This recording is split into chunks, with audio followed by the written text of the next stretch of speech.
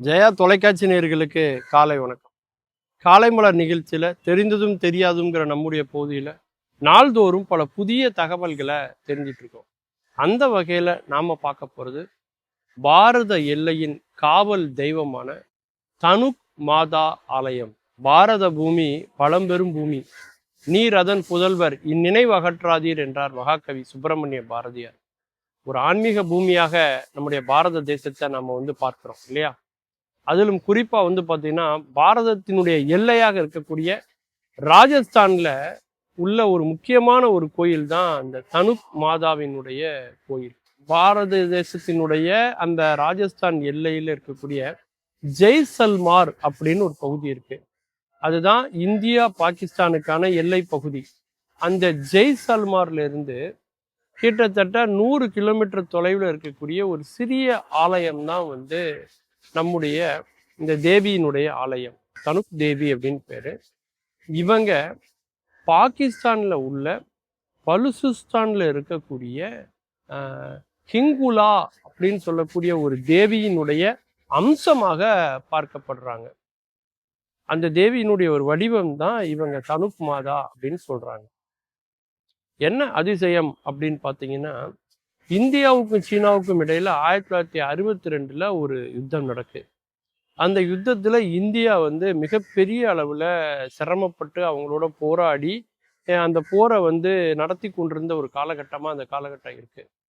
அந்த போர் முடிவுக்கு வந்த கொஞ்ச நாள்லயே பார்த்தீங்கன்னா 1965 மறுபடியும் பாகிஸ்தான் நம்மோட போர் தொடுக்கிறாங்க. அமெரிக்காவிடமிருந்து பெற்ற அதிநவீனமான பல ஆயுதங்கள் எல்லாம் அவங்க கிட்ட இருக்கு அப்படிங்கிறதுனால அந்த நம்பிக்கையில அந்த ஆயுதங்கள் எதுவுமே இந்தியாவில் இல்லை அப்படிங்கிற ஒரு நம்பிக்கையிலையும் அவங்க மனப்பால் குடித்து கொண்டு அவர்கள் நம் மீது படையெடுத்தார்கள் என்பது வரலாறு. அப்போ மிக கடுமையான தாக்குதலை எந்த பகுதியில செலுத்துறாங்கன்னா, இந்த ராஜஸ்தான்ல இருக்கக்கூடிய ஜெய்சல்மார் பகுதியில் இருக்கக்கூடிய இந்த இடத்துல தான் அந்த தாக்குதலை செலுத்துறாங்க.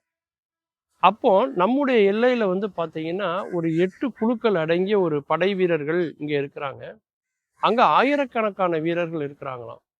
இப்படிப்பட்ட சூழல்ல நம்ம வீரர்கள் மிகவும் வீரத்தோடும் தீரத்தோடும் அவர்கள் எதிர்கொள்வதற்கு தயாராக இருக்கிற அந்த நேரத்துல அந்த தனுக் மாதாவினுடைய கோயில் எங்க இருக்கு அப்படின்னா, அந்த இராணுவ கட்டுப்பாட்டுக்குள்ள அந்த கோயில் இருக்கு. பொதுமக்கள் யாரும் அந்த கோயிலுக்கெல்லாம் போயிட்டு வர முடியாது, வழிபாடு செய்ய முடியாது. அங்க கோயிலுக்கான மொத்த பராமரிப்பும் சரி, வழிபாடு சரி, எல்லா பூஜைகள் எல்லாம் செய்யறது எல்லாமே இராணுவ வீரர்கள் தான். அப்ப அந்த இராணுவ வீரர்கள் அந்த மாதாவை வணங்குகிறார்கள். அப்போ அதுக்கு ஒரு நாளுக்கு முன்பு கனவுல அந்த மாதா என்ன சொல்றாங்க, ஒரு அசரீதி மாதிரி ஒரு செய்தி அவங்களுக்கு சொல்லப்படுது. நீங்க யாரும் இந்த போர்ல கலந்துக்க வேண்டாம், இந்த இந்த கோயிலுக்குள்ளேயே எல்லாரும் இருங்க, ஊர் மக்களையும் இந்த கோயிலுக்குள்ள வர சொல்லுங்க, நான் எல்லையை காவல் காக்குறேன் அப்படின்னு அந்த மாதா சொன்னதாக ஒரு செய்தி அவங்களுக்கு தெரியுது. அதன்படி அவங்க அந்த கோயிலுக்குள்ள இருக்கிறாங்க, ஊர் மக்களும் அந்த கோயிலுக்குள்ள இருக்கிறாங்க. பாகிஸ்தான்ல இருந்து பீரங்கிகள் சுடப்படுது. அந்த குண்டு எதுவுமே இந்த கோயிலுக்குள்ளே வரல. விமானத்தின் மூலமாக குண்டு மலையை புளியிறாங்க. 3000 குண்டுகள் விழுது. ஆனா ஒண்ணு கூட வெடிக்கல.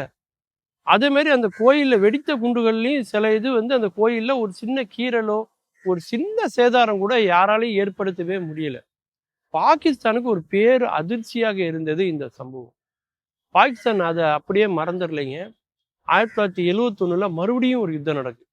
அப்போ இந்த கோயிலை தகர்த்தே தீரணும் அப்படின்னு அவங்க ஒரு தனியான ஒரு திட்டம் வகுத்து அந்த பாலைவனத்துல மிகப்பெரிய பீரங்கிகளை எல்லாம் நகர்த்தி கொண்டு வராங்க. அந்த பீரங்கிகளை இயக்குனா நிச்சயமா இந்த கோயிலை தகர்த்தரலாம் அப்படிங்கிற ஒரு சூழ்நிலையில் நகர்த்திட்டு இருக்கும்போது இந்த தெய்வத்தினுடைய அருள் பாருங்க, சக்தி பாருங்க. பாலைவனத்துல அந்த இராணுவ டாங்கிகள் எல்லாம் மணல்ல சிக்கி அதால நகரவே முடியல.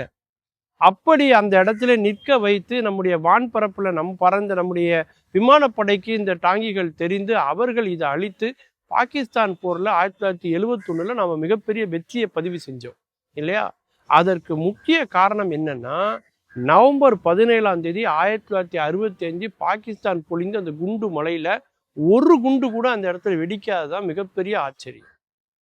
இப்பேற்பட்ட சக்தி இந்த அம்மனுக்கு இருக்கிறத புரிந்து கொண்டு 1971 போருக்கு பிறகு பார்த்தீங்கன்னா, அந்த பாகிஸ்தானினுடைய பிரிகேடியராக இருந்தவர் ஷானவாஸ் கான் அப்படிங்கிறவர், அவர் என்ன பண்றாரு, இந்திய அரசாங்கத்தினுடைய அனுமதியை பெற்று அந்த கோயிலுக்கு போய் அந்த மாதாவை அவர் வணங்குகிறார். ஒரு இஸ்லாமியராக இருந்தாலும் கூட அவர் வந்து பார்த்தீங்கன்னா அந்த மாதாவை வணங்கி அந்த மாதா கோயிலுக்கு ஒரு வெள்ளியிலேயே கூரை வந்து செய்து கொடுக்குறார். இன்னைக்கும் நீங்க அந்த கோயிலுக்கு போய் பார்த்தீங்கன்னா அந்த வெடிக்காத குண்டுகள் எல்லாமே அந்த கோயில் வளாகத்துக்குள்ள வச்சிருக்காங்க. அந்த அளவுக்கு இன்றைக்குமே வந்து காவல் தெய்வமாக நம்முடைய ராஜஸ்தான் எல்லையில நம் பாரத தேசத்தினுடைய காவல் எல்லையாக தனுக்கு மாதா ஆலயம் இருக்கிறது என்பது மிகவும் ஒரு தெய்வீகமான ஒன்றாக நாம் பார்க்கிறோம். மீண்டும் பல புதிய தகவல்களோடு அதில் அறியப்படாத பக்கங்களோடு உங்களை சந்திக்கிறேன். நன்றி.